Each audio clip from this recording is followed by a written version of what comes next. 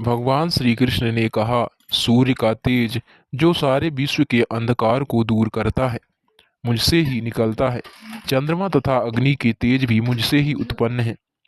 अज्ञानी मनुष्य यह नहीं समझ पाता कि यह सब कुछ कैसे घटित हो रहा है, लेकिन भगवान श्री कृष्ण ने यहाँ पर जो कुछ बतलाया है उसे समझकर ज्ञान प्राप्त किया जा सकता है।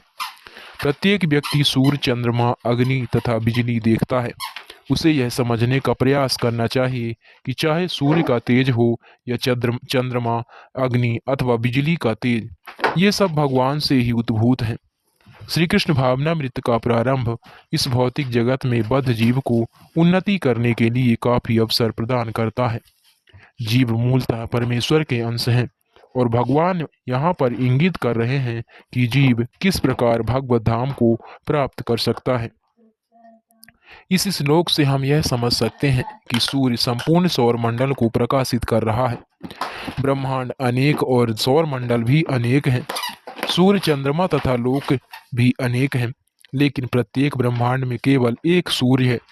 भगवत गीता में 10.21 में कहा गया है कि चंद्रमा भी एक नक्षत्र है। सूर्य का प्रकाश परमेश्वर के आध्यात्मिक आकाश में आध्यात्मिक तेज के कारण है। सूर्योदय के साथ ही मनुष्य के कार्यकलाप प्रारंभ हो जाते हैं।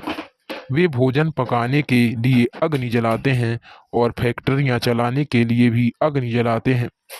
अग्नि की सहायता से अनेक कार्य किए जाते हैं। अतएव सूर्योदय, अग्नि तथा चंद्रमा की चांदनी जीवों को अत्यंत सुहावने लगते हैं। उनकी सहायता के बिना कोई जीव ना ही रह सकता है। अतएव यदि मनुष्य यह जान ले कि सूर्य, चंद्रमा तथा अग्नि का प्रकाश तथा तेज भगवान श्री कृष्ण से उद्भूत हो रहा है, तो उसमें श्री कृष्ण भावनामृत का सूत्र प्राप्त हो जाता है। चंद्रमा के प्रकाश से सारी वनस्पतियां पोषित होती हैं। चंद्रमा का प्रकाश इतना आनंदप्रद है कि लोग सरलता से समझ सकते हैं कि वे भगवान श्री कृष्ण की कृपा से ही जी रहे हैं। उनकी कृपा के बिना ना तो सूर्य होगा, ना चंद्रमा, ना अग्नि, और ना सूर्य, चंद्रमा तथा अग्नि के बिना हमारा जीवित रहना असंभव है। बद्ध जीव में श्री कृष्ण भावनामृत जगाने वाले यही बीते कतिपय विचार हैं। मैं प्रत्येक लोक में प्रवेश करता हूँ और मेरी शक्ति से सारे लोक अपनी कक्षा में स्थित रहते हैं। मैं चंद्रमा बनकर समस्त वनस्पतियों को जीवन रस प्रदान करता हूँ। ऐसा ज्ञात है कि सारे लोक केवल भगवान की शक्ति से वायु में तैर रहे हैं। भगवान प्रत्येक अणु, प्रत्येक लोक तथा प्रत्येक जीव में प्रवेश करते हैं। इसकी विवेचना ब्रह्मा संहिता में की गई है। उसमें कहा गया है, परमेश्वर का एक अंश परमात्मा लोकों में, ब्रह्मांड में, जीव में तथा अणु तक में प्रवेश करता है। अतएव उनके प्रवेश करने से प्रत्येक वस्तु ठीक से दिखती है। जब आत्मा होता है तो जीवित मनुष्य पानी में तैर सकता है, लेकिन जब जीवित स्फुलिंग इस देह से निकल जाता है और शरीर मृत हो जाता है तो शरीर डूब जाता है। निसंदेह सड़ने के बाद यह शरीर तिनके तथा अन्य वस्तुओं के समान तैरता है, लेकिन मरने के तुरंत बाद शरीर पानी में डूब जाता है। इसी प्रकार ये सारे लोक शून्य में तैर रहे हैं और यह सब उनमें भगवान की परम शक्ति के प्रवेश के कारण है। उनकी शक्ति प्रत्येक लोक में उसी तरह थामे रहती है जिस प्रकार धूल को मुट्ठी मुट्ठी में बंद रहने पर धूल के गिरने का भय नहीं रहता, लेकिन जो ही धूल को वायु में फेंक दिया जाता है वह नीचे गिर पड़ती है।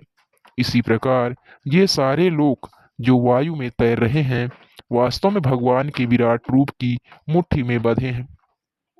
उनके बल तथा शक्ति से सारी चर तथा अचर वस्तुएं अपने अपने स्थानों पर टिकी हैं।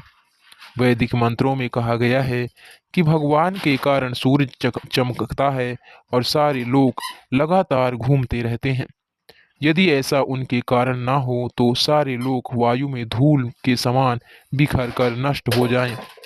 इसी प्रकार से भगवान के ही कारण चंद्रमा समस्त वनस्पतियां को पोषण करता है। चंद्रमा के प्रभाव से सब्जियां स्वादिष्ट बनती हैं। चंद्रमा के प्रकाश के बिना सब्जियां ना तो बढ़ सकती हैं और ना स्वादिष्ट हो सकती हैं। वास्तव में मानव समाज भगवान की कृपा से कम काम करता है, सुख से रहता है और भोजन का आनंद लेता है, अन्यथा मनुष्य जीवित ना रहता। प्रत्येक वस्तु चंद्रमा के प्रभाव से परमेश्वर के द्वारा स्वादिष्ट बनती है। भगवान श्री कृष्ण कहते हैं, मैं समस्त जीवों के शरीरों में पाचन अग्नि हूँ और मैं श्वास प्रश्वास प्राणवायु में रहकर 4 प्रकार के अन्नों को पचाता हूँ। आयुर्वेद शास्त्र के अनुसार आमाशय पेट में अग्नि होती है जो वहां पहुंचे भोजन को पचाती है। जब वह अग्नि प्रज्वलित नहीं रहती तो भूख नहीं जगती, और जब यह अग्नि ठीक रहती है तो भूख लगती है। कभी कभी जब अग्नि मंद हो जाती है तो उपचार की आवश्यकता होती है। जो भी हो, यह अग्नि भगवान का प्रतिनिधि स्वरूप है। वैदिक मंत्रों से भी पुष्टि होती है कि परमेश्वर या ब्रह्मा अग्नि रूप में आमाशय के भीतर स्थित हैं और समस्त प्रकार के अन्न को पचाते हैं। चूंकि भगवान सभी प्रकार के अन्नों के पाचन में सहायक होते हैं, अतएव जीव भोजन करने के मामले में स्वतंत्र नहीं है।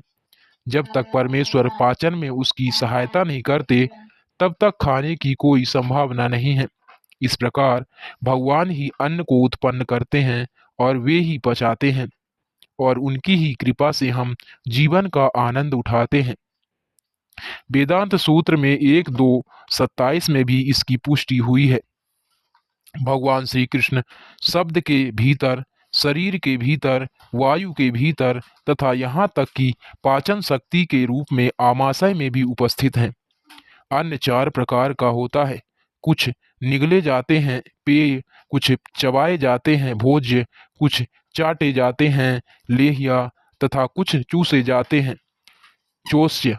भगवान सभी प्रकार के अन्नों के पाचक शक्ति हैं।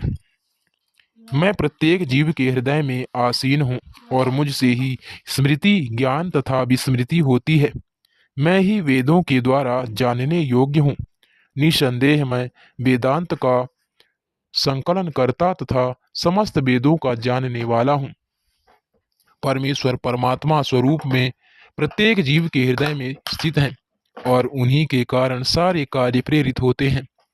जीव अपने विगत जीवन की सारी बातें भूल जाता है, लेकिन उसे परमेश्वर के निर्देशानुसार कार्य करना होता है, जो उसके सारे कर्मों का साक्षी है।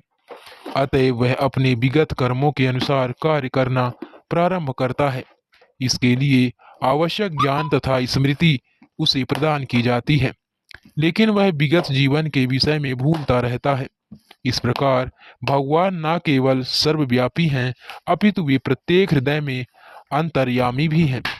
वे विभिन्न कर्म फल प्रदान करने वाले हैं। वे न केवल निराकार ब्रह्मा तथा अंतर्यामी परमात्मा के रूप में पूजनीय हैं, अपितु वे वेदों के अवतार के रूप में भी पूजनीय हैं। वेद लोगों को सही दिशा बताते हैं, जिससे वे समुचित ढंग से अपना जीवन ढाल सके और भगवान के धाम को वापस जा सके। वेद भगवान श्री कृष्ण विषयक ज्ञान प्रदान करते हैं और अपने अवतार व्यास देव के रूप में श्री कृष्ण के ही वेदांत सूत्र के संकलन करता है। वासुदेव द्वारा श्रीमद् भागवत के रूप में किया गया वेदांत सूत्र का भाष्य वेदांत सूत्र की वास्तविक सूचना प्रदान करता है। भगवान इतने पूर्ण हैं कि बद्ध जीवों के उद्धार हेतु वे उसके अन्न के प्रदाता एवं पाचक हैं, उसके कार्यकलापों के साक्षी हैं तथा वेदों के रूप में ज्ञान के प्रदाता हैं। वे भगवान श्री कृष्ण के रूप में भगवत गीता के शिक्षक हैं। वे बद्ध जीव द्वारा पूज्य हैं। इस प्रकार ईश्वर सर्व कल्याणप्रद तथा सर्व दयामय हैं। अंतः विशिष्ट शास्ता जना नाम जीव ज्यों ही अपने इस शरीर को छोड़ता है, इसे भूल जाता है, लेकिन परमेश्वर द्वारा प्रेरित होने पर वह फिर से काम करने लगता है। यद्यपि जीव भूल जाता है, लेकिन भगवान उसे बुद्धि प्रदान करते हैं, जिससे वह अपने पूर्व जन्म के अपूर्ण कार्य को फिर से करने लगता है। अतएव जीव अपने हृदय में स्थित परमेश्वर के आदेशानुसार इस जगत में सुख या दुख का केवल भोग ही नहीं करता, अपितु उनसे वेद समझने का अवसर भी प्राप्त करता है। यदि कोई ठीक से वैदिक ज्ञान पाना चाहे तो श्री कृष्ण उसे आवश्यक बुद्धि प्रदान करते हैं। वे किस लिए वैदिक ज्ञान प्रस्तुत करते हैं? इसीलिए कि जीव को श्री कृष्ण को समझने की आवश्यकता है। इसकी पुष्टि वैदिक साहित्य से होती है। वेदांत सूत्र तथा उपनिषदों एवं पुराणों समेत सारे वैदिक साहित्य में परमेश्वर की कीर्ति का गान है। उन्हें वैदिक अनुष्ठानों द्वारा, वैदिक दर्शन की व्याख्या द्वारा तथा भगवान की भक्तिमय पूजा द्वारा प्राप्त किया जाता है। अतएव वेदों का उद्देश्य और उनकी अनुभूति की जा सकती है। भगवान ही चरम लक्ष्य हैं। वेदांत सूत्र 1.1.4 में इसकी पुष्टि इन शब्दों में हुई है। तत्तु समन्वयात मनुष्य 3 अवस्थाओं में सिद्धि प्राप्त करता है।